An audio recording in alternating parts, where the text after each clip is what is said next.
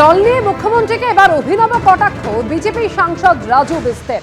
জলের কলে মুখ লাগিয়ে বললেন, হ্যালো মমতা দিদি, শুনতে পাচ্ছেন? মিরিকে হর ঘর জল প্রকল্প নিয়ে এভাবেই কটাক্ষ করেছেন তিনি। हेलो ममता दीदी, सुनाई दे रहा है? हर घर जल नल है, पाइप है, पानी नहीं है। हेलो ममता दीदी, हेलो ममता दीदी, ये हर घर जल का नल है, पाइप है, पानी नहीं है। आपको सुनाई दे रहा है? हेलो ममता दीदी, सुनाई दे रहा है? हर घर जल नल है, पाइप है, पानी नहीं है। हेलो ममता दीदी, हेलो ममता दीदी, ये हर घर जल का नल है, पाइप है, पानी नहीं है। आपको सुनाई दे रहा है? हेलो ममता दीदी, सुनाई दे रहा है? हर घर जल नल है, पाइप है, पानी नहीं है। দার্জিলিংয়ের বিজেপি সাংসদ হর ঘর জল নিয়ে যখন এভাবে কটাক্ষ করছেন, সেই ভাইরাল ভিডিও আপনারা দেখতে পেলেন। মিরিকের গোপাল ধারা এবং সেখানে স্থানীয় বাসিন্দাদের সঙ্গে কথা বললেন রাজু বিস্ত।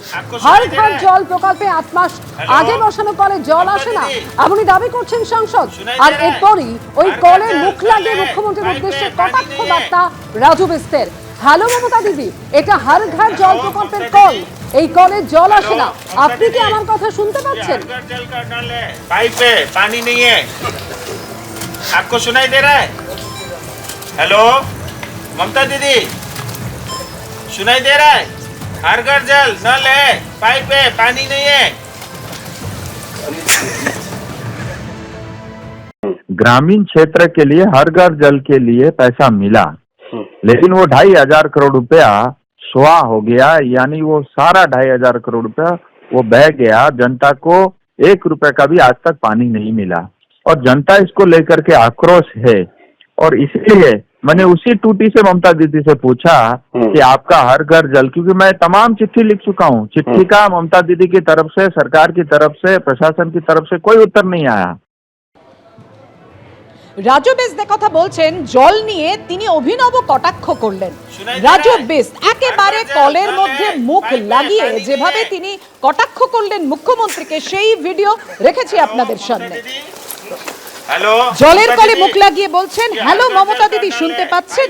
মিরিকে হর ঘর জল প্রকল্প নিয়ে এভাবেই কটাক্ষ করলেন দার্জিলিং এর বিজেপি সাংসদ। আর এই প্রসঙ্গে বিজেপি বিধায়ক শঙ্কর ঘোষ কি বলেন দেখুন। सुनाई दे रहा है? हर घर जल नल है, पाइप है, पानी नहीं है। हेलो ममता दीदी, हेलो ममता दीदी, ये हर घर जल का नल है, पाइप है, पानी नहीं है। आपको सुनाई दे रहा है? हेलो ममता दीदी, सुनाई दे रहा है? প্রত্যেক ঘরে জল পৌঁছানোর কেন্দ্রীয় সরকারি যে প্রকল্প, সেই প্রকল্পের অর্থের নয় করার যে ছবি আমাদের মাননীয় সাংসদ যেভাবে তুলে ধরেছেন, হ্যাটস অফ টু হিম। এই রাজ্যের বর্তমান অবস্থাটা কি একটা ছবি, সেটা সম্পূর্ণভাবে এই রাজ্যের সরকারের ব্যর্থতাকে, জল মানে একেবারে যে প্রাথমিক পরিষেবা জল, বিদ্যুৎ, এই পরিষেবা যে কোন জায়গায় দাঁড়িয়ে আছে সেটাকে উন্মোচিত করেছে। জল নিয়ে মুখ্যমন্ত্রীকে অভিনব কটাক্ষ করলেন বিজেপি সাংসদ রাজু বিস্ত। জলের কলে মুখ লাগিয়ে মুখ্যমন্ত্রীর উদ্দেশ্যে অভিনব কটাক্ষ বার্তা রাজু বিস্তের। আর এই হর ঘর জল প্রকল্প নিয়ে দুর্নীতির অভিযোগ তুলে পোস্ট করলেন অমিত মালব্য।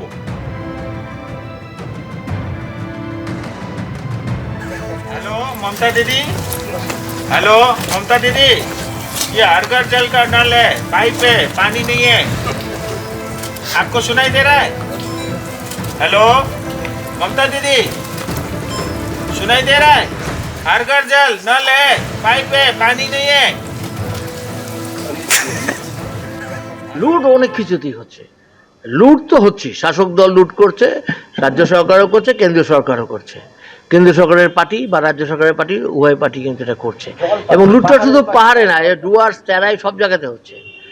বনের মধ্যে, ফরেস্টের মধ্যে, ডিপ ফরেস্টের মধ্যে যেভাবে সব রিসোর্ট এবং 5 তারা হোটেল হয়ে যাচ্ছে, তাতে করে তো মানুষ, আমাদের ভবিষ্যৎ খুব অন্ধকারাচ্ছন্ন। কিন্তু নিজে তো কত বছর ধরে এমপি আছেন, এমপি ল্যাডের টাকা পেয়েছেন, সেই টাকাগুলো কোথায় খরচ করেছেন সেই হিসেবটা জনগণকে দিন। উত্তরবঙ্গে বন্যার পর বানভাসী অবস্থা বামনডাঙ্গা গ্রামের, এবং সেই বামনডাঙ্গা গ্রামে এমনই অবস্থা যে দেখতে পাচ্ছেন জল ভর্তি এলাকার, সেখানে তার মধ্যে দিয়ে চলছে ট্রাক্টর। ত্রাণ নিয়ে নদীর ওপর দিয়ে ট্রাক্টরে করে ওপারে যাচ্ছেন অসংখ্য মানুষ, আর এভাবেই চলছে প্রাণ হাতে করে যাতায়াত। দলমত নির্বিশেষে তাদের দিকে সাহায্যের হাত বাড়িয়ে দিয়েছেন সাধারণ মানুষ।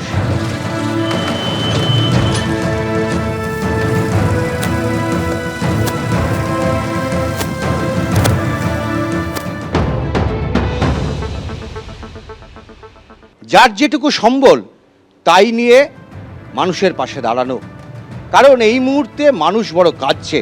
তার পাশে দাঁড়ানোর জন্য রাজ্যের বিভিন্ন প্রান্ত থেকে, জেলার বিভিন্ন প্রান্ত থেকে যা পেয়েছেন হাতের সামনে তাই নিয়ে তারা বানভাসী মানুষের কাছে পৌঁছচ্ছেন। কি কি আনলেন?